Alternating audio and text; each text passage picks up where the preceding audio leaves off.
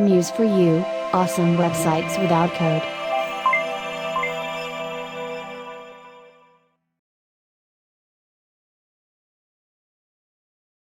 Hey, what's up users? John with Muse for you, here to help you build awesome websites without code.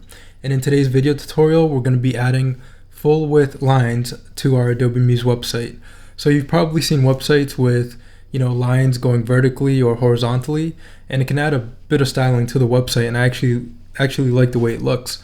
So in this video tutorial, we're going to be using the responsive browser height widget to add a full height line, and we're going to just set the horizontal lines to stretch to browser width, and we're going to use fixed pinning quite a bit to make sure that the lines stay relative to the left, to the top, right, and the bottom of the browser. So here I have an example site. We have a few other animations going on as well within the site, and I'll go over that in a second. So if I click refresh, we can see the animated text widget comes in with the word macaroons. We have the enter button fading in. We're using the Animator widget for that, and you'll notice these lines here as well. This is what we'll mostly be working with. I'll go over this first, and then we'll add the widgets afterwards.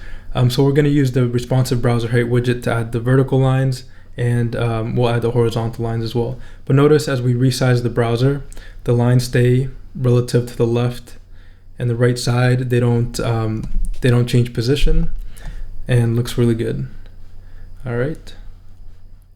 So around here, the text breaks a bit, so we'd add a breakpoint there and just change the size of the text. So it's a very simple website, so I'll get started showcasing how to create this. So I'll go into Adobe Muse, I'll go to File, New Site, and I'll click OK. And yeah, this is what the site looks like here, and we're going to recreate it. So here I'll double click on the home page, and I'll just add the lines first really quick, and then we'll add all the other elements afterwards. So the first thing I want to do when adding those lines, I'll add the horizontal lines at the top and the bottom. So I'll go to the rectangle tool here to the left. I'll create a rectangle, and in the resize option, I'll set it to stretch to browser width, so it stretches horizontally the entire browser width. And then for the width and height, for the height here, I'm going to unconstrain the width and height properties so that when I change the height, the width doesn't change. And I want to set the height of this rectangle to 1, so it's a really thin rectangle and looks like a line. And I'm just going to set it to black for now for the fill, so I'll go to the fill option and I'll set it to black there. Okay, so there's the line, and I'm going to place it right below the header. So let me just zoom in here, see if I can grab it. And I might have to use my arrow keys here, or the y-axis here. I'll set it to 60 on the y-axis, maybe a little bit lower, something like that. And then I'll copy this line by holding down Command C and then Command V to paste, and I'll place this line right above the footer line here. So if I drag down, we notice we have that space, which is the footer, and that's okay no matter where I place this line. As long as it's above the footer, it's okay, because it's going to be that amount of space from the bottom of the browser. All right, so now that I've created the top and the bottom line, I want to pin it to the top and the bottom of the browser. So to do that, I'll select the top line first, then I'll go to the pinning options right up here, and I'll pin to the top middle. And then I'll select the bottom one down here, and I'll pin it to the browser, the bottom middle of the browser. So now if I preview, I go to File, Preview Page, and Browser. That top line is at the top, and that bottom line there is at the bottom. No matter how big or small I make the browser, those lines are going to be that distance from the top and the bottom because we used the pinning options in Adobe Muse, so it pins it to the browser. All right, so now let's add the 100% height vertical lines. So to do that, we're going to use the responsive browser height widget. So I'm going to go to the library panel, and if you don't see the library panel, you can go to Window and click on Library. And here I'm going to type in the responsive browser height, and here we have the responsive browser height widget. So here I'm going to click, hold, and drag, place into Adobe Muse, and we notice here in the widget options, the graphic style name is height 1, and the responsive height within the browser is 100%. So it's going to fill the entire height of the browser. Okay, and I'll just place it here to the left. So for the browser height widget, I'm going to create a rectangle with the rectangle tool, and I'm going to place the rectangle here at the top, and I'm going to fill the rectangle with black. Okay, and now I want to apply the graphic style name height1 to this rectangle so that it fills the entire height of the browser. So with the rectangle selected, I'll go to the graphic styles panel here to the right. And again, if you don't see the graphic styles panel, you can go to Window and click on Graphic Styles. Okay, and then I'll create a new graphic style by clicking on this icon. I'll double click on Style, and I'll rename it to Height1 because that's the name, that's the graphic style name that's in the widget. So now the widget properties will be applied to this rectangle. So I'll go to File, Preview Page, and Browser, and we can see that rectangle is now the height of the browser. So I can make the browser any size, and that rectangle will be the height of the browser. Perfect. Okay, so now let's make this rectangle a little bit thinner, or better yet, let's go ahead and copy it really quick before we change the properties. So now both of these rectangles have the height1 applied to it because I just copied and pasted. So now if I preview, we'll have two lines. You'll notice they're not really to the left or the right of the browser, but we'll go ahead and fix that. So I'll select this rectangle here, the one to the left, and let's change the width to 1 pixel. Okay, so it's a really thin line, and I'm going to set it 80 pixels from the left side of the browser. So we have 80 there. So this line is 80 pixels from the left, and yeah, that's all we have to do there. Now I'll go to the right one, and again I'm going to set the width to 1 pixel, and I'm going to make it 80 pixels from the right. So 960, because the breakpoint we're using is 960. 960 minus 80 is 880. So on the x-axis, I'm going to type in 880 so that the left and the right lines are the same distance from the left and the right side of the browser. Okay, so now I want to pin them as well. So they're pinned to the left and the right. So I'm going to select the left line. I'm going to go to the pin option and pin to the upper left. I'm going to go to the right and pin option, pin to the upper right. Okay, so we're using a lot of pinning here so that it's just a full screen kind of home page. So everything is relative to the browser. There's not going to be a lot of scrolling. Just if the user resizes the browser, all the elements stay fixed in a certain position within the browser. So I'll go to File, Preview Page, and Browser, and we can see those lines within the browser. So they're relative to the top, right, bottom, and left. If I resize, the distance from each of those sides stays the same because everything is fixed within the browser. All right, looks good. So let's go ahead and add the other elements to the website. So I'll add the image at the bottom. So for that, I'll just create a rectangle, and let's make the rectangle 300 pixels in height, and we'll stretch it to the browser width. So stretch the browser width there, and let's fill it with an image. So I'll go to Fill, Add Image, and I'll select this first image here.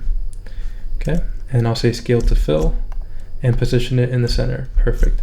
Now I want to place this image so it goes in the footer section as well. So with the rectangle selected, I'll select Footer, and I'll place it at the bottom of the page, and then I'll pin it to the bottom middle so it stays at the bottom of the browser. Perfect. And let's see how that looks. There's the image at the bottom, and great. We're going to place the image behind the lines, so I'm going to go to the Layers panel, and I'm going to bring this rectangle all the way at the bottom. So yeah, this is the image rectangle, and I just clicked, hold, and dragged to the bottom of the Layers panel so the lines are on top of it. So I'm going to go ahead and change the colors of the lines as well. So I'll lock this image here. So I'll go to Object and Lock, and then I'll select all of these lines here, and I'm going to make them a light gray. So here I'll select gray, and I'm using HSB here, so I'll just make it a little bit brighter. Do something like that, 80%. And now they're a light gray. So if I preview, you can see them. They're very, light, and over this black image, they look really good because you can see them. And on the white, you can see them as well, but they're not too, the color isn't too solid, so it kind of looks really nice there. All right, and let's add the animated text widget. Let me just add a bit more website space. So I'll click, hold, and drag down here.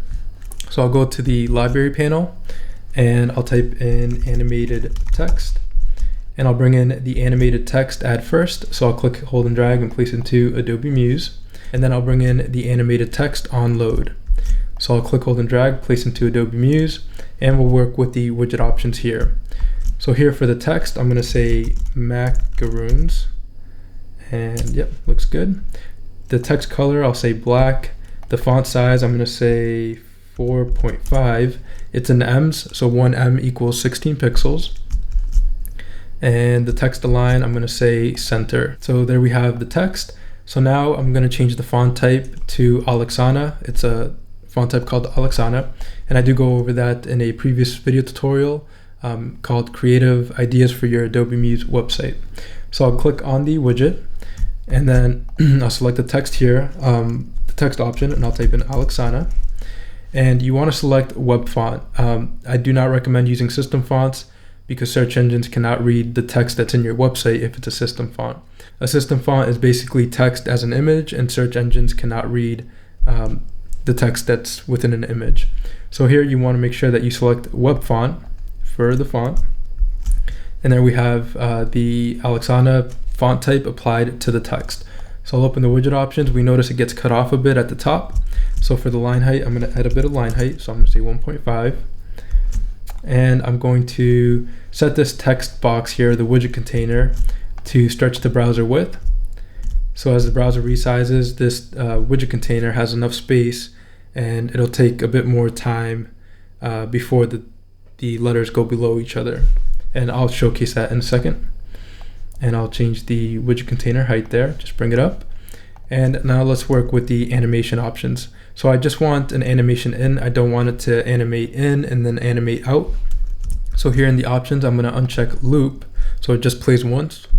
And for the animation in, the animation is bounce in up.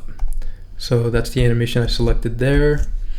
And that's pretty much it. So I'll just place it here, and let's preview.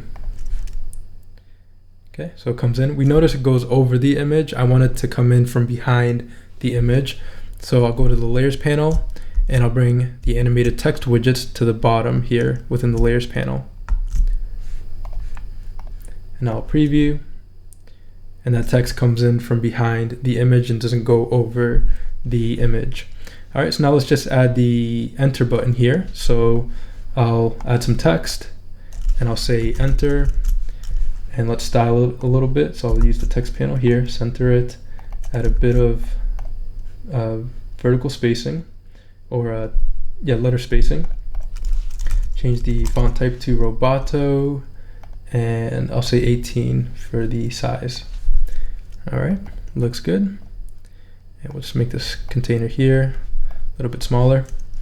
So now I'll create a rectangle, and I'll place the rectangle over this text, and I'll add a stroke of 1, and it automatically sets the stroke color to black, so that's okay there. And I'll arrange, send to back, so this text is in front of the rectangle, and I can center this text box within the rectangle there. And perfect, so there I have the button, and I'll place it in the center. And I'm going to group these elements, so I'm going to right click and group, or you can hold down Command G on your keyboard. And then I'm going to bring in the Animator widget. So I'll go to the library panel because I want to fade this button in. So I'll go to the library panel, and I'll type in ANMTR for Animator. I'll bring in the Animator widget at first, and then I'll bring in the Animator widget on load. Okay, so we're going to apply the graphic style Animate1 because that's the graphic style name that's in the widget. We're going to apply it to this button. So I'll click here on the group. I'll go to the graphic styles panel.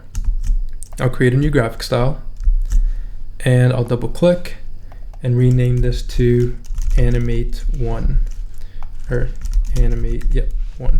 I'll click OK. We noticed it removed the border, so I'll just click in there, and I'll go ahead and add the stroke again, so it re-adds the border there. All right, so let's go into the widget options, the animator, and for this I want to set a delay of 2 seconds. So the animated text comes in first, and then we see the enter button fade in. So there's a delay of 2 seconds, and for the animation, we're going to say fade in. All right, and that's all we need to do there. And let's see how that looks. So I'll go to File, Preview Page in Browser. We have the animated there, the animated text, and then the button fades in. So let me link this button to an external URL. You can link it to an external URL, internal, or anchor point. So I'll select here on the button, and I'll go to the hyperlink section up in the upper toolbar or upper control bar, and I'll type in museforyoushop.com. Okay, so let's go ahead and see that. And perfect. And then if I click, it takes me to museforyoushop.com. Looks good. All right, so the last thing I'll do here is add the social media icons. So I'll just go into my Finder, and I have these social media icons, so I'll select them, click, hold, and drag, and place into Adobe Muse. I'll select them. For the size, I want it to be, let me constrain it here, I want it to be 20 by 20, so they're a bit smaller. And I'm going to change the color of these icons. So to do that, because they're PNG images, I'm going to select the icons. I'm going to go to Effects, select the glow option here, the last effect, select glow, select the color I want to change it to. And for the opacity, I'm going to say 100%. And the blur, I'm going to say 250, and that's the max blur there. And then select inner glow. So now those PNG images are going to be that color. So again, select the glow option, select the color, set the opacity to 100%, the blur to 250, and select inner glow here, and that'll change the color for the PNG. So now I'm just going to position these flush to the right side of the right line. So Adobe Muse gives me a nice guide letting me know that I'm just next to that line. And I'll position them relative to each other, relative distance. Okay, and then I'll pin these as well to the upper right with the pin option. And that's it. Let's go ahead and see how that looks. I'll preview, and perfect. Social media icons comes in, we have the enter button, looks good. And then I'll just add one more text here. So I'll select the text box, I'll say delicious for the text, I'll style it a bit, and we'll say 18, and nope, not uppercase, looks good. Maybe add some spacing there. All right, and then I'm gonna take this text box, go to the, any corner, and hold down Shift, and rotate it till it's 90 degrees. Okay, make this a little bit smaller here.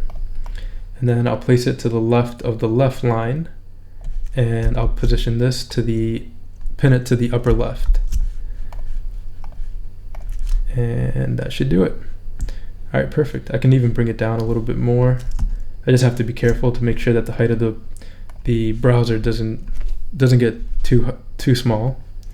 All right, so this would be for desktop computers. On mobile, I'd probably change the design and the layout for mobile devices, because you notice once you get to about this size in the browser height, the image is kind of cutting off these elements here at the top. And that's kind of the pros and cons of working with fixed elements. As you resize, you want to make sure that the bottom elements don't cover the top, but just be aware of what you're designing for. If you're designing for desktop, then this would work really great. But once you get to smaller breakpoints, maybe around this breakpoint when the text breaks, I would add another breakpoint and just change the layout. I'd probably remove the image and not have fixed width elements. It's more for a desktop landing page type of thing. Okay, so that's it for this video tutorial. We added the lines. We used the animated text widget for this text. We used the Animator widget to fade in this enter button. We added an image at the bottom, and we added text to the left and social media icons on the right.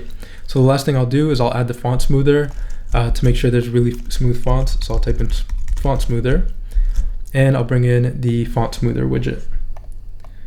All right, and I'll preview one last time. So File, Preview Page in Browser, and there we go. Looks good. So it's a nice home page or landing page. The user goes to the site, they click enter, and it'll take them to the site or to whatever page you would like. All right, looks good. So these widgets that were used in this website can be found at museforyoushop.com. And then you can click subscribe today, and you can click subscribe now to get access to all widgets and any new widgets I come out with for $39 a year. All right, and down here we have the widgets. We have the animated text widget, and we have the responsive browser height widget, and there's a few other widgets as well. They're on the widget page. If you did want to purchase the widget individually, you could click on the widget. So we have the Animator widget here. You could click add to cart to purchase individually, or again, you can click subscribe to get access to all widgets and any new widgets I come out with for $39 a year. So that's it for this video tutorial. Again, I do this to help you build awesome websites without code. I am working on a few new widgets. There's a widget coming out this week and one next week, and I'm really excited to release them. I think you'll really like them, and I'm really happy to share these widgets. So I did want to release one last week, but I'm kind of working on the preview page for the widget I'm releasing this week. So stay tuned for that. That should be coming out very soon. And yeah, so that's basically it. If you like this video tutorial, you can subscribe below. Also in the show more section below are links to other resources and links to museforyousshop.com. So again, thanks for watching, and I'll see you in the next video tutorial. Thank you.